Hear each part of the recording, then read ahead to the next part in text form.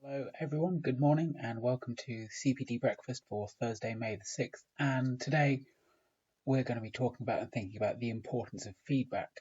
Now, feedback isn't marking.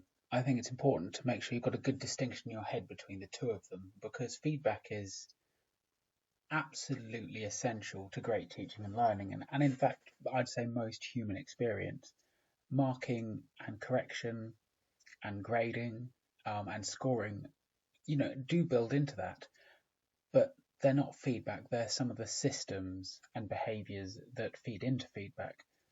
So what we need to be thinking about in this remote learning environment that we're currently establishing is what are the behaviors and systems that allow us to provide pupils with as much constructive, positive feedback as possible. Because the thing is that conversation you can have with a young person where you say something to them which will, make them feel 10 feet tall, we can't have those conversations at the moment, either with pupils or each other, in the same sort of way.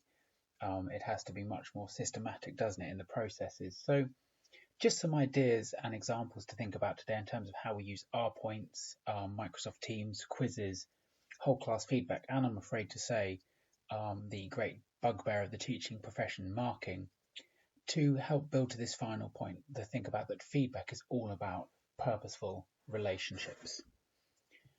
Just a couple of examples to think about, and I'm going to send a quiz round to everyone today to give some examples from their own experience if they're willing to share them, and just to share some ideas about what memorable feedback is. So to think about my own experience as a student in school, my tutor recommended that I should take time to smell the roses in life because I was a very intense little boy, very focused on the next steps, on doing as well academically as possible, on being a high achiever, I suppose. And he spoke to me about this importance of taking time to actually enjoy things in life, and it's something that stuck with me, and it stuck with me over 30 years, and therefore it was a meaningful thing. It was someone who knew me well, who had built a relationship with me and understood kind of what I needed. A second example I liked is the school I went to would make us do grueling long-distance cross-country runs, including a 15-mile run called the Chipperfield Run, and the head teacher would run it every year, and he was a good runner and proud of his running. And I remember me and my friend James Smith, we were taking part in this as A-level students, and after about 4 or 5 miles in, we ran past the head teacher, and he said, "Well done, boys," to us through gritted teeth. And you could tell there was a balance of sort of rage and pride in his voice in terms of that feedback that he gave us, because obviously, he was pretty angry that we were overtaking him, but he was proud to see his students doing well. And then this goes back all the way to primary school when I was 10. My English teacher said to me how extraordinarily honest over an incident, because he told off a pupil next to me for talking, and I put my hand up to confess that it unsurprisingly had actually been me talking.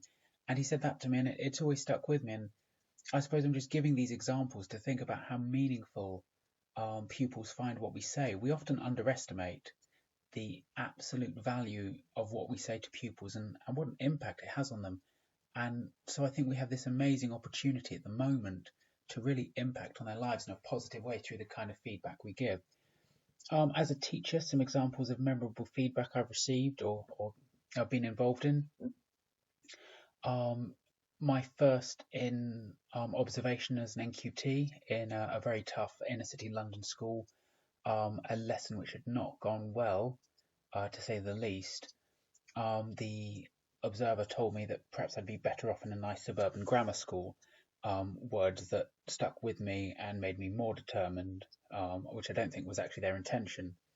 Perhaps they might claim it was, to be successful, and I then spent the next 20 years working in a variety of different challenging inner city London settings. The second one is from my second lesson with my Year 11 group in that same first school. After I started speaking for 5 minutes about Shakespeare, Paul Leahy left the classroom through the window. Now, it was a ground floor window, mercifully, but I felt it was a strong piece of feedback on the quality of my teaching. And then the last one is two former pupils from the second school I went to. So many of my former pupils are now in their 30s. terrifyingly, I think slightly, and two former pupils of mine attended my wedding with their partners, and I think that was a piece of feedback that I'd had a good impact on their lives. I'd like to think so anyway. So, feedback is very memorable to pupils, so never underestimate the power of your feedback on them. So just some reminders, and I think, let's go start with R points, and I think just giving pupils R points is really, really important to just demonstrate to them that you acknowledge their work, that you realize it's there, that it's in. And I think what I've been doing with my class, for example, is for work that's handed in, then I've been giving R1s in the same way you might give R1 for conventionally expected good behaviors. And then I've been giving R2s for, more exceptional pieces of work from that set. And then R3s over time for the quality of work set. I think it's really, really important. Now, obviously, our timetables no longer exist in the way we're used to, but you can pick any time from this. I just tend to pick the day that I'm looking at the work. And again, it's just about that crucial acknowledgement. I think it's really, really important to do that for pupils, and it makes a really surprising amount of difference. Now, in terms of how these things are done through teams as well, I think this can be very, very powerful. So with teams, I'm going to look at just 2 or 3 things on this with you. So here on Teams, there's this lovely button where you can praise people, which is just down here. And you can give different examples. So here's just an individual one I gave to Sorrel Mason, an excellent and positive articles in the work she'd done. This pupil was the first to complete dirt work on paper 2, question 5, and this takes literally seconds. And again, it's just that sort of bit of positive feedback and purposeful connection with students that will help them do better in their work. Larger numbers here for particularly effective work. And then again, picking on things. So, a quiz that was automatically marked, that's fine. That gives the pupils a little bit of feedback, and it saves me a job in terms of having to mark those things itself. But nonetheless, what it does is it also just makes me indicate to these pupils, yep, I know you've done a good job, you've already done it, you're ahead of the game, well done, top work. I think then with the assignments elements of teams as well, there is that reality of being unable to get away from marking. But nonetheless, it does so in such an organised and helpful way. I've actually, I suppose, quite enjoyed doing it. First of all, just in terms of quizzes, it's a really useful thing, and actually the way that you can give feedback on the pupil's work through the quizzes is really, really helpful because, for example, I'd actually made a mistake through setting one of the answers, and I was able to come back to that and put this comment in. So I really like the fact that in quizzes you can attach individual feedback to pupils, or you can connect feedback to a certain answer. And again, it just connects them, doesn't it? It's almost like a game that if they put a certain answer, a certain thing, a response from you comes up. So I think that's a really good tool to play with. And then in terms of just the pure, element of marking, now there's a reality here, isn't there, that some pieces do need more individual feedback than others, and this is what we've talked about with the assignment pieces that we're setting pupils. And with this, I like the fact here that it actually takes away pupils from this list as I go through them and mark them, and then I'm able to give good and helpful feedback to students. I'm able to give them a score. It records the feedback that I'm able to set for them so that they can see it. And yes, it's a grueling process, but at least I suppose the way it marks them off for me is that it creates that kind of virtual pile of exercise books gradually going down as you plough through them. It's a reality, isn't it? There's some work that if we're really going to benefit and support students, we need to just plough through it. And I hope the pupils will find the comments I make helpful and useful. Then what we're also setting up is to use our Twitter account to be as purposeful with pupils as possible. So please keep sending me excellent examples of work. The mybest@samuelward.co.uk email is a really lovely thing. We're getting some good examples of pupils' work from them and things that you're sending me as well. Please do that.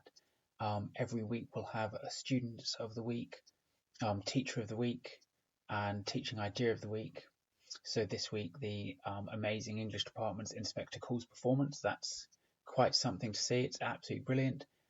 Jenna's remarkable work on the food bank, and then finally Aidan and Tristan's genuinely funny and very, very clever video that they'd recorded for Sheila Nicol.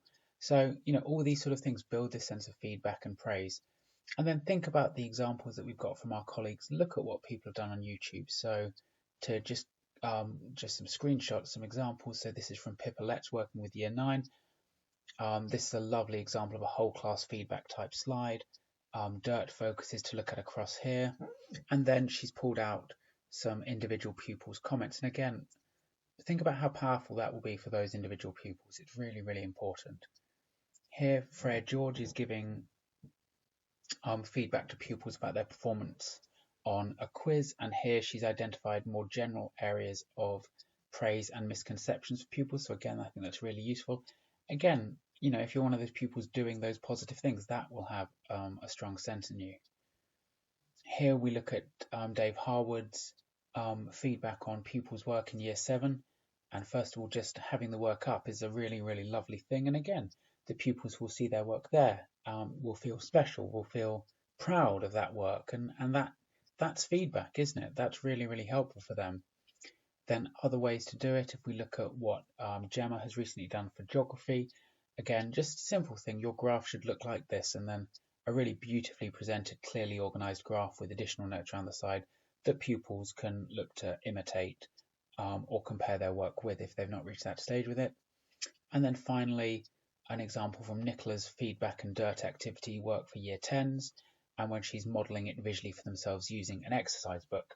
So the thing to remember is that often in teaching we become preoccupied with the idea of marking, the physical process which is connected to feedback. Remember, marking isn't feedback. Marking is a system that's been conventionally used over time within schools to provide some forms of feedback. Feedback is a much richer, more complex, interesting thing for adults and children, but particularly children at this time. But just remember, for all the complexity of feedback, it's about one very simple thing, which is about the quality of our relationships with our pupils. And if we can build that with them, then they trust our feedback. Think about your own lives and experiences, how much more willing you are to accept feedback, even if it's critical feedback from people you respect, care for and love. And that's all about the quality of relationship. So during this time, how we look to sustain and maintain our relationship with our pupils will inform the quality of our feedback to them, which in turn will simply make them feel better about themselves and help make them better learners. Thanks for listening, everyone. As ever, feedback very willingly accepted. I hope some of you will share some of your thoughts as well with me via the quiz. Take care and have a good day. Bye.